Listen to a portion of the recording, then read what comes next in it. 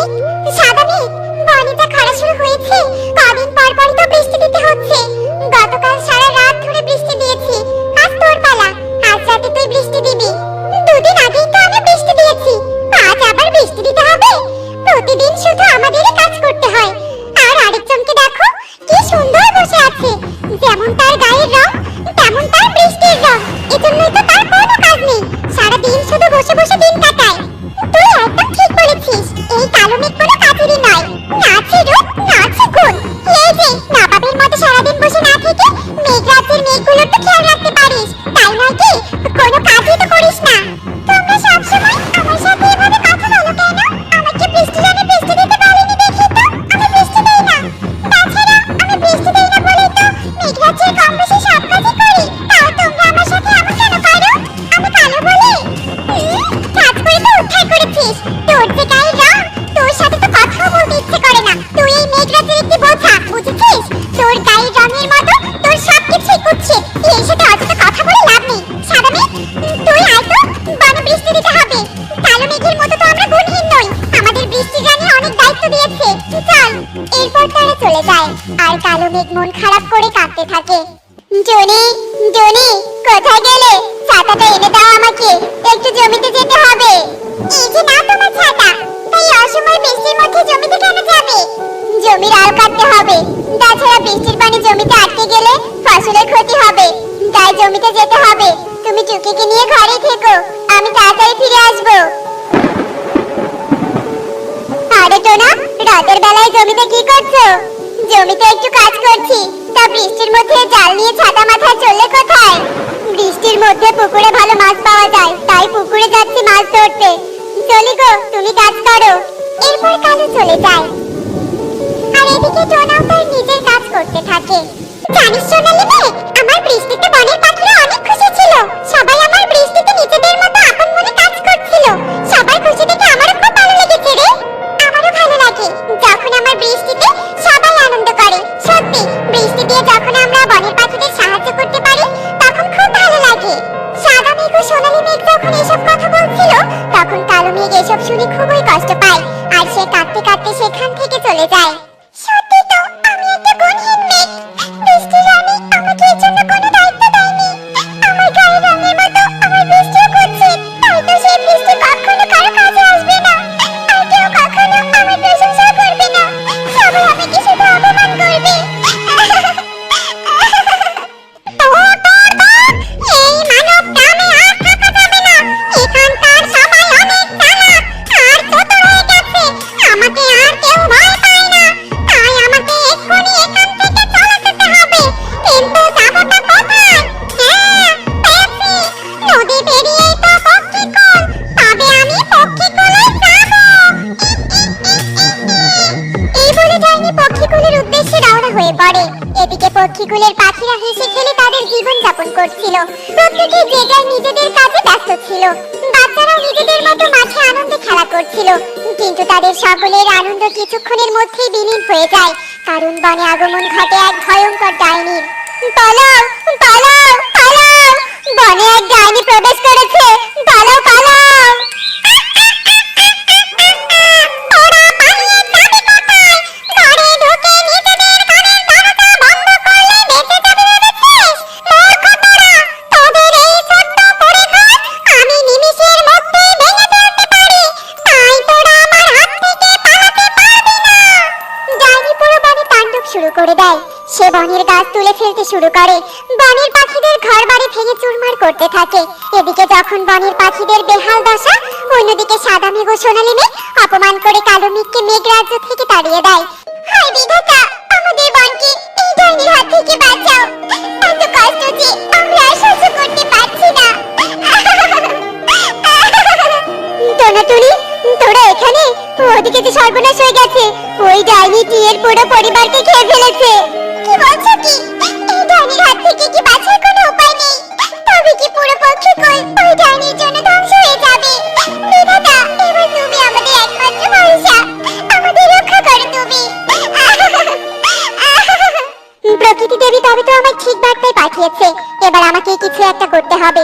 আমাকে এক্ষুনি বনে যেতে হবে আর পাখিদের সান্ত্বনা দিতে হবে। এরপর বৃষ্টির রানী বনে যায়, তোমরা ভয় পেও না, ওই ডাইনিকে ধ্বংস করতে পারে কালো বৃষ্টি। ওই ডাইনি কালো বৃষ্টি সহ্য করতে পারে না। আমার মেঘরাজ্যে এক কালো মেঘ রয়েছে যে কালো বৃষ্টি দিতে পারে। আমি এক্ষুনি মেঘরাজ্যে যাচ্ছি আর কালো বৃষ্টি দেওয়ার ব্যবস্থা করে দিচ্ছি। সব পাখিকে আশ্বস্ত করে বৃষ্টির রানী মেঘরাজ্যে আসে। হে কি, তোমরা দুজন এখানে আছো? কালো মেঘ কোথায়? বৃষ্টির রানী, ওই কালো মেঘ তো কোনো কাজেরই নয়, তাই আমরা কালো মেঘকে তাড়িয়ে দিয়েছি। কি বলছো? কি বলছো কি তোমরা? তোমরা এটা কি করেছো? হ্যাঁ, তোমাদের এটা বোঝা উচিত ছিল। সৃষ্টির জগতে সবকিছুরই নিজস্ব কাজ রয়েছে। এখন যে আমাদের কালো মেঘকে খুবই প্রয়োজন, কারণ একমাত্র সেই আমাদের পুরো পক্ষীকুলকে বাঁচাতে পারে। এরপর বৃষ্টির রানী দুই মেঘকে সব কথা খুলে বলে। আমাদের ভুল হয়ে গেছে বৃষ্টির রানী, আমরা কালো মেঘের গুণের কদর বুঝতে পারিনি। বৃষ্টির রানী, আমরা যেহেতু কালো মেঘকে তাড়িয়ে দিয়েছি, তাই আমরাই কালো মেঘকে খুঁজে আনবো। এই বলে সাদা মেঘ ও সোনালী মেঘ কালো মেঘকে খুঁজতে যায়। আর তারা অনেক খোঁজার পর অবশেষে কালো মেঘকে খুঁজে পায়। তারপর তারা সব ঘটনা কালো মেঘকে খুলে বলে। আমাদের তুমি ক্ষমা করে দাও, আর দয়া করে তুমি আমাদের সাথে চলো। তুমি ছাড়া যে ওই ডাইনিকে কেউ ধ্বংস করতে পারবে না। হ্যাঁ কালো মেঘ, আমরা বুঝতে পেরেছি প্রত্যেকেরই নিজস্ব গুণ রয়েছে। রূপ দিয়ে কাজের বিচার হয় না, তোমার গুণ আমাদের থেকেও বেশি। আমি আমার কাজ দিয়ে সবার উপকার করতে পারবো, এই ভেবে আমার খুব ভালো লাগছে। আমি তোমাদের উপর রেগে নেই, আমি এক্ষুনি যাব। আমার মেয়েকে ছাড় যায়নি, এবার আমি তোর মেয়েকে গিলে খাবো। ওই ডাইনি কারো কোনো ক্ষতি করার আগে আমাকে কালো বৃষ্টি দিতে হবে। এই বলে কালো মেঘ বৃষ্টি দিতে শুরু করে। আর কালো বৃষ্টি ডাইনির শরীরে পড়তেই ডাইনি চিৎকার করতে শুরু করে। চলে গেল রে, চলে গেল, পুরো শরীর আমার চলে গেল, ওরে বাবা রে বাবা, চলে যাচ্ছে। ডাইনি চিৎকার করতে করতে ধ্বংস হয়ে যায়, আর পুরো বন কালো মেঘের কারণে বেঁচে যায়। তো বন্ধুরা, দেখলে তো প্রত্যেকেরই নিজস্ব গুণ ও শক্তি রয়েছে, তাই কখনোই তুচ্ছ তাচ্ছিল্য করে কাউকে ছোট করা একদমই ঠিক নয়। এমনই সব মজার মজার শিক্ষণীয় টুনি পাখির গল্প দেখতে আমাদের সাথেই থেকো। আর গল্পটি কেমন হয়েছে তা কমেন্টে জানাতে ভুলো না কিন্তু। Bye bye. আরে ওই তো একটা আপেল পড়ে আছে, কিন্তু আমার পাতা এখন বন্ধ। যাই, আগে খাবারগুলো বাড়িতে রেখে আসি, তারপর এসে না হয় আপেলটাও নিয়ে যাব। এরপর শালিক তার খাবারগুলো বাড়িতে রাখতে যায়। আর এদিকে ইঁদুরটা সব কথা শুনতে পেয়ে বলে, শালিকটা এত বোকা, আপেলটা দেখেও রেখে গেল, আবার বলে পরে এসে কিনে নিয়ে যাবে। এই আপেল এখানে থাকলে তো নিয়ে যাবে। ও ফিরে আসার আগে আমি আপেলটা নিয়ে বাড়িতে যাই, খরগোশ বন্ধু আপেলটা দেখলে খুব খুশি হবে।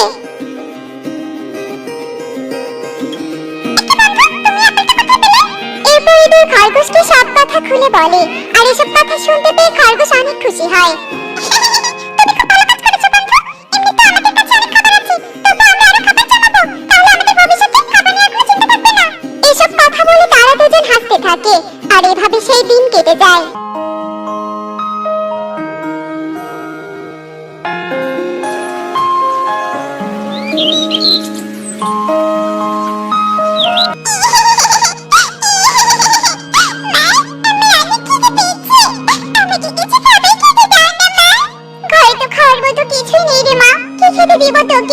যেটুকু খাবার ছিল তাও তো গত রাতে শেষ হয়ে গেছে। মা টুকি, তুই কাঁদিস না। টুনি, চলো পাশের বনে যাই, দেখি ওখানে কোনো খাবার পাই কিনা। এই বনে তো এখন তেমন কোনো খাবার নেই। হ্যাঁ রে মা, তুই কাঁদিস না, আর একটু ধৈর্য ধর। আমি আর তোর বাবা পাশের বন থেকে তোর জন্য কিছু খাবার নিয়ে আসছি। এরপর টোনা টুনি পাশের বনে খাবারের খোঁজে চলে যায়। আর অনেক খোঁজাখুঁজির পর তাদের নজরে একটা খেজুর গাছ পড়ে। এ কি টোনা, এই গাছে তো মাত্র একটা খেজুর আছে, কিন্তু আমাদের তো খিদে পেয়েছে, আর এই একটা খেজুর দিয়ে তো আমাদের কিছুই হবে না। চারদিকে খাবারের যে অভাব, কি আর বলবো টুনি। তা ভালো যে খেজুরটা দেখতে পেয়েছি, চলো এই খেজুরটা টুকির জন্য নিয়ে যাই। খেজুরটা খেয়ে মেয়েটার খিদে কিছুটা হলেও কমবে।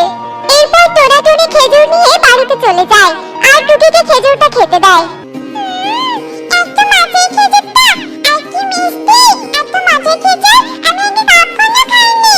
এরকম খেজুর গাছ যদি আমাদের বাড়িতে থাকতো।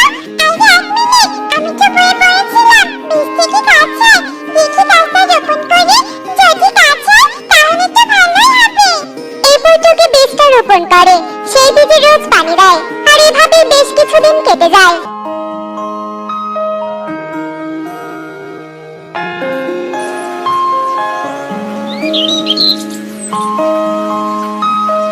দেখো দেখো টুনি, মেয়েটা লাগানো বীজ থেকে কত বড় একটা খেজুর গাছ হয়েছে, কিন্তু এখনো কোনো খেজুরই ধরছে না। তাতে কি টোনা, তুমি জানো না খেজুর গাছ কত কাজে আসে? দেখো খেজুর গাছে কত পাতা, এই পাতা দিয়ে আমরা পাখা ঝুড়ি বানিয়ে বাজারে বিক্রি করতে পারবো, তাহলে আমাদের আর অভাব থাকবে না। আরে হ্যাঁ, তাই তো, তুমি তো খুব ভালো কাজের কথা বলেছো। আর এই গাছকে শুধু খেজুর গাছ বললেও ভুল হবে, এটা তো উপকারী খেজুর গাছ। এরপর তারা সেই খেজুর গাছের পাতা দিয়ে অনেক সুন্দর সুন্দর পাখা আর ঝুড়ি বানিয়ে বাজারে বিক্রি করতে শুরু করে।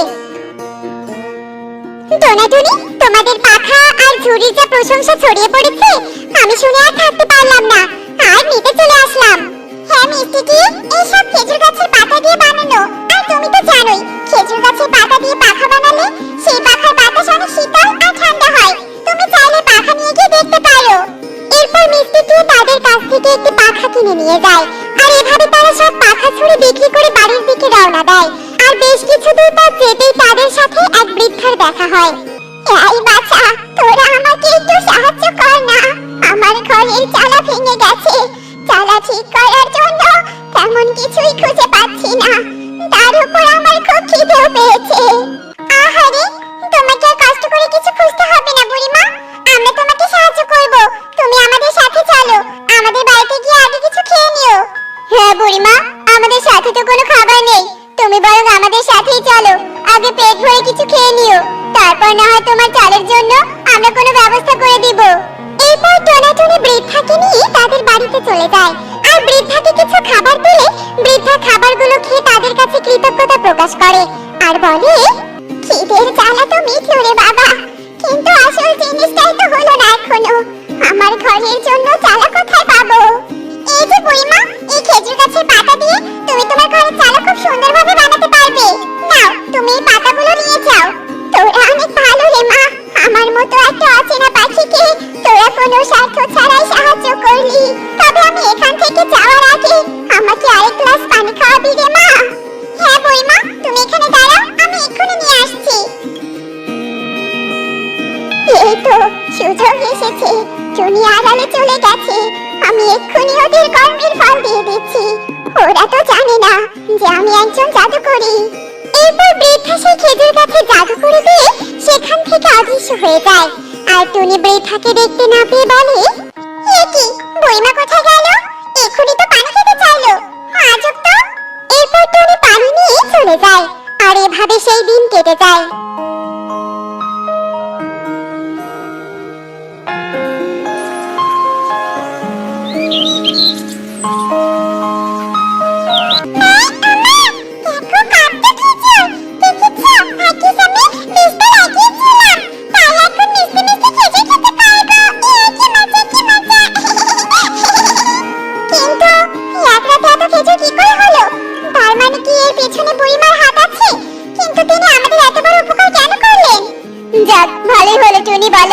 এখন আমরা পাখা আর ঝুড়ির পাশাপাশি খেজুরও বিক্রি করতে পারবো।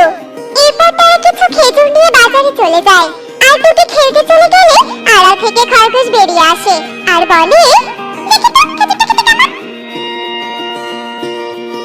আহা, এত মিষ্টি খেজুর, আমাকে সব বাড়িতে নিয়ে যেতে হবে, কিন্তু আমি তো ঠিকভাবে কাজ করতে পারি না। না না, ইঁদুর বন্ধুকে নিয়ে আসি, দুজন মিলে কাজ করলে আজকে সব খেজুর নিয়ে যেতে পারবো। এরপর খরগোশ ইঁদুরকে গিয়ে সব কথা খুলে বলে।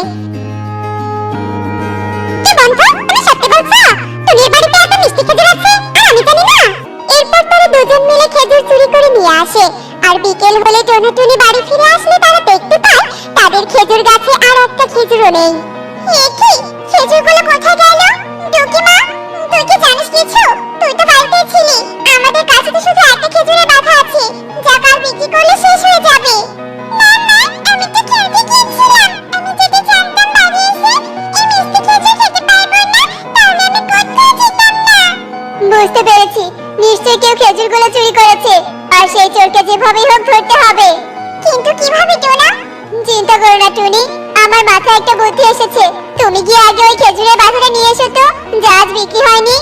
এরপর টোনা টুনিকে তার বুদ্ধির কথা খুলে বলে, আর তারা সেই বুদ্ধি কাজে লাগিয়ে চোরকে ধরার জন্য একটা ফাঁদ তৈরি করে, আর এভাবেই সেই দিন কেটে যায়।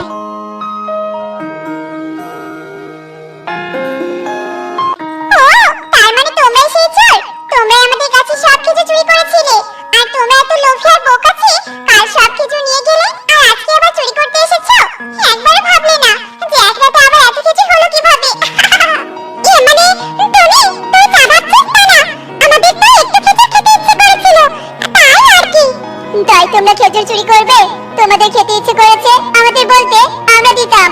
হ্যাঁ, এই গাছ আমাদের হলেও এই গাছের খেজুর খাওয়ার অধিকার সবার আছে। তোমরা আমাদের কাছে চাইতে পারতে, তাহলে এভাবে চুরি করলে কেন?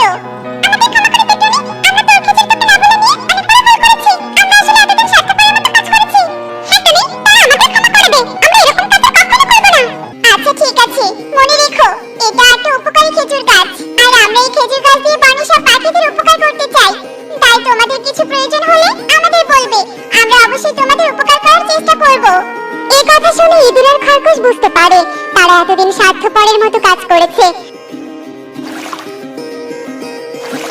তো বন্ধুরা, দেখলে তো স্বার্থ আমাদের কিভাবে অন্ধ করে দেয়। তাই আমরা সব সময় চেষ্টা করব স্বার্থহীনভাবে সবার পাশে থাকতে। এমনই সব মজার শিক্ষণীয় টুনি পাখির গল্প দেখতে আমাদের সাথেই থেকো। আর গল্পটি কেমন হয়েছে তা কমেন্টে জানাতে ভুলো না কিন্তু। Bye bye.